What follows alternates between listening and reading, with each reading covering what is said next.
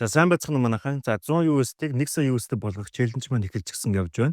За энэхүү челленжийг хийх хугацаанд та бүхэндээ контент болгож танилцуулъя гэж бол шийдсэн. За энэхүү челленжийн хамгийн анх өгсөн захиалга бол алтны хөдөлгөөний хувьд сэл захиалгыг бол өгсөн.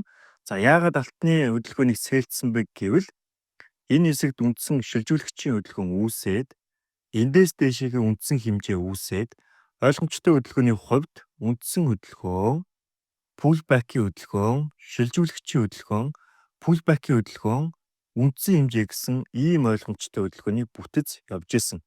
За энэхүү ID-г бол би public channel-д өгсөн байгаа. Та бүхэн маань энэхүү public channel-аас илүү их мэдээллийг авах боломжтой.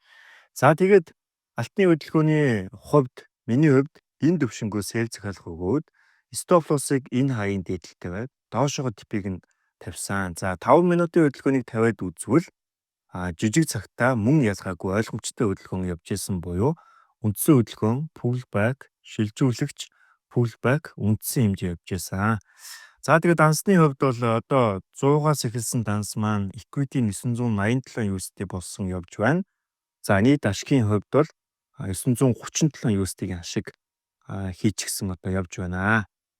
За ингээд эхний 100 USD-г 1000 USD болгох челленж маань үндсэндээ пассив хийгдлээ. За цаашдаа 100,000 USD, 1 сая USD болгох одоо челленжүүдийг хийгээд явна. За ингээд та бүхэндээ амжилт хүсье. Удахгүй уулзцаая.